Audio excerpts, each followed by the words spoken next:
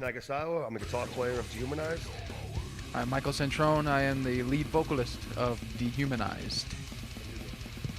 From Queens, New York, yes.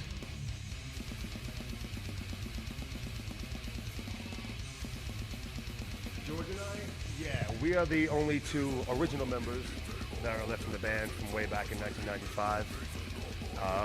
Now we got Michael, who joined the band about 2 years ago, along with Anthony Hood. And we're ready to rock and roll over in Colombia.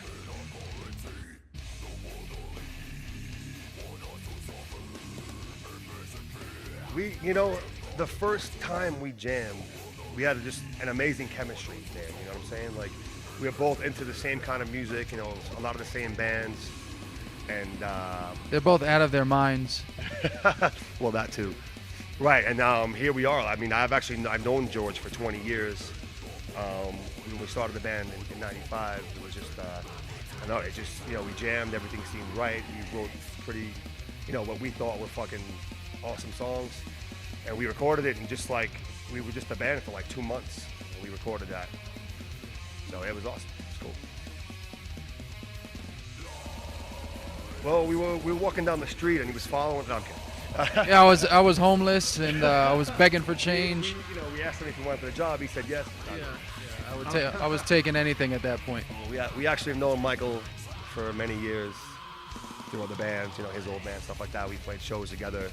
He was also in a band with George before a few years. Yeah, George and I were in a band 3-4 years ago called Between Two Evils. It was basically members of 420, which was the band that George jammed with after Dehumanized broke up that first time. So George and I had experience of jamming together to begin with. So it was just a natural occurrence that, I would make a transition into Dehumanized when he wanted to bring it back. So I had been in bands prior for a long time. I've known them for almost over a decade now. I've known them personally. I've been friends with them.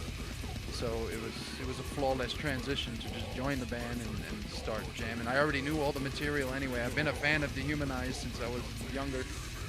So it's just been a blast so far.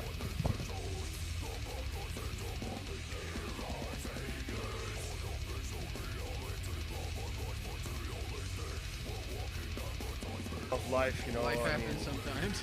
Yeah, sometimes, just between like personal life issues and, stuff like that, we just, I guess at the time, weren't really able to commit full time to the band, so we felt, I guess it was best to split up at that point. But then, George and I always knew that we had unfinished business that we needed to fucking take care of, because we had all these songs off of our new record, Control Delete, that we wrote. I wrote some of those songs back in 1999, 2000, 98. So we knew those songs were on the back burner to be recorded, and as soon as we regrouped in 2011, that was priority number one. Right. Finally put out a new goddamn album. Exactly, and we tried as fast as we could to do it. We pretty much took all those old songs and restructured them, and it was a lot of work, but we're very happy with the outcome of it. It's not easy. I mean, to explain some of the hiatuses and my personal experience too with my bands in the past. I mean, sometimes just stuff that you can't control gets kind of dumped on you, and you can't devote all your time and your soul and your effort into the music that you really should. And sometimes you just gotta take a break, take care of what you got to in your personal life, so then this way you can devote all your mind, body, and soul back into the music when the time comes back again. So I mean, it's not like they ever lost the passion to play music and didn't want to do it anymore. Not at all. It's just sometimes you got to do what you got to do. As you said, life happens. Yeah, that's it.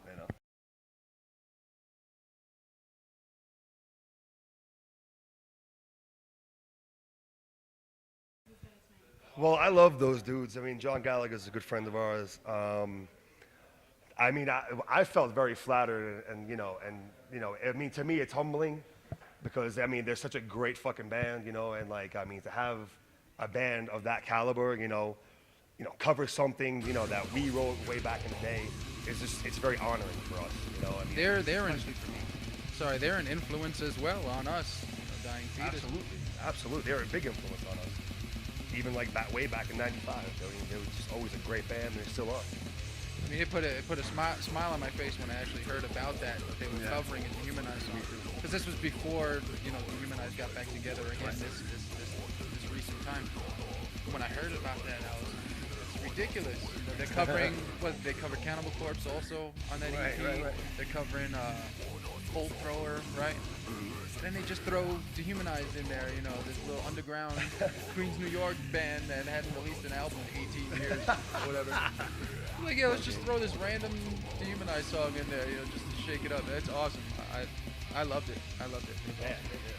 We're very happy with it. I mean, it sounds great.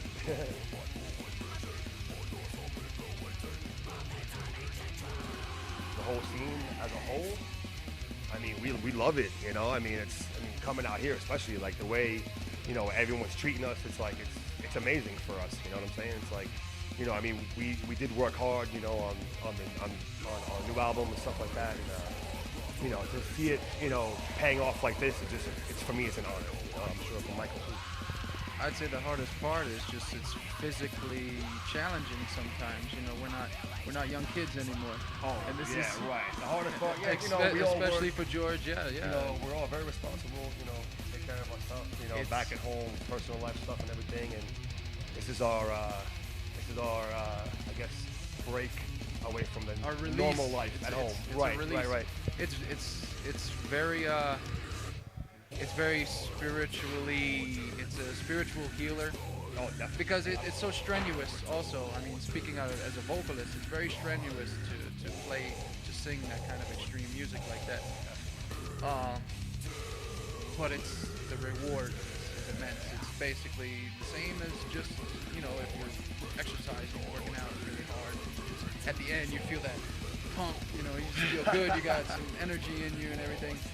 And being in an extreme band like this, feeding off energy from the crowd as well, it takes you to that next level that not too many people can play on.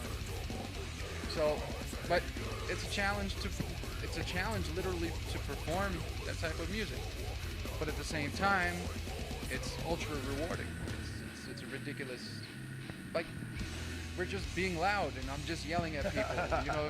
If you think about it simply like that. Right. It's like organized noise. But there's so much intangible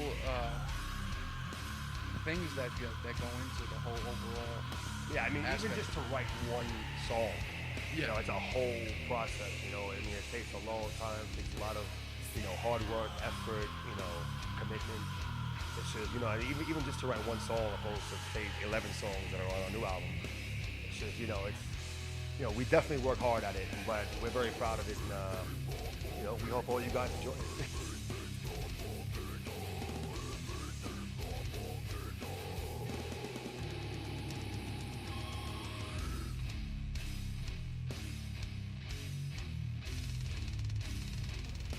What, being from New York? Well, yeah, there's a lot of great bands that influenced us from New York. I mean, Suffocation especially.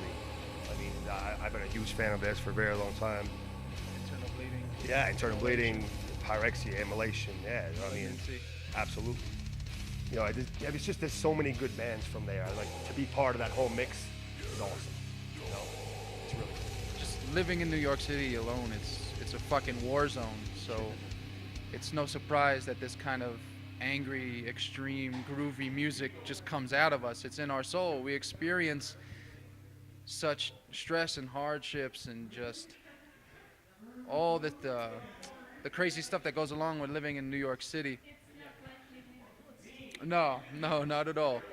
And it just naturally comes out because like we said before, playing this type of music, it's a release. And so there's a lot of anger that comes behind this release that we're doing. And it's good in a way too that we're letting it go in a constructive manner, because if we didn't play music like this, who knows, we'd probably be committing mega violent acts on people, like we're pretty much, a couple of angry dudes, good-hearted angry dudes that take out our anger in the music. It's what keeps us balanced, right? And in New York definitely punches you a lot harder every day. Right. But that's why the music sounds so hard and so emotional and Right. so heavy because That's why New York has that, heavy, Yeah, slammy, just it's coming from a real dark place. It's coming from a real dark place. But all in all, we are happy guys. Yeah. I mean, well, yeah, we'll hang out with anybody. We don't give a fuck. We'll drink beers, we'll smoke weed, whatever. We'll hang out with everybody. We don't discriminate at all.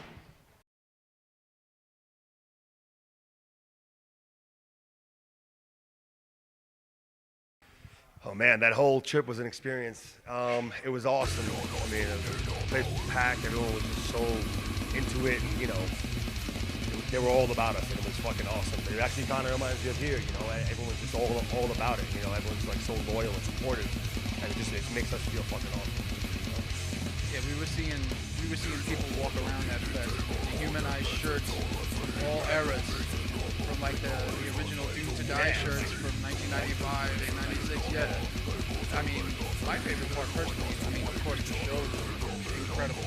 The reaction, the energy from Germany, the crowd, ridiculous. But just getting to walk around the area and get to know the local people, get to know the culture, and take everything in like that. That was one of my favorite parts of Europe. Yeah. I mean, all the bands that played that festival, they're all brutal, they're all nasty. Oh yeah. It was ridiculous. We slept upstairs in the venue, and then we stayed in the venue upstairs in a bunch of bunk beds. With vulvectomy. We were eating beef that was being cooked on like a grill that was on top of a shopping cart. It was an awesome experience. It's really interesting. We don't really see that a lot. That's the ordinary. People camping out in the parking lot, going all hours of the night, hanging out, blasting music. Yeah, it was a real festival. If you want to get literally, it had that festival atmosphere to it. It was just a weekend of lots of beer, lots of drinking. Yeah, and metal, and it was nuts. Germany was, forget it. Forget it all.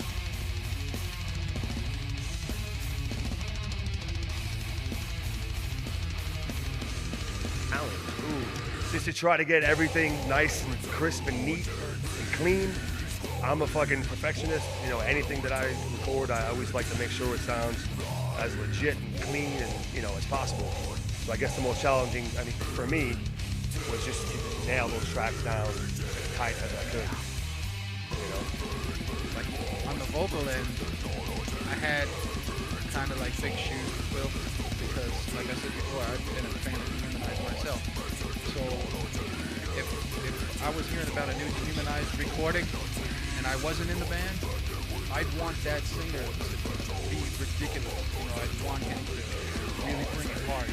So I knew I had a little bit of pressure that I had to give it all that I had to make it able to do it justice, because I knew a lot of people, including myself, have been waiting a long time to hear a Dehumanized album, a new Dehumanized album. So I wanted to make the most of it, and I wanted the vocals to be top notch. It was a challenge that I was more than honored to take on. Absolutely.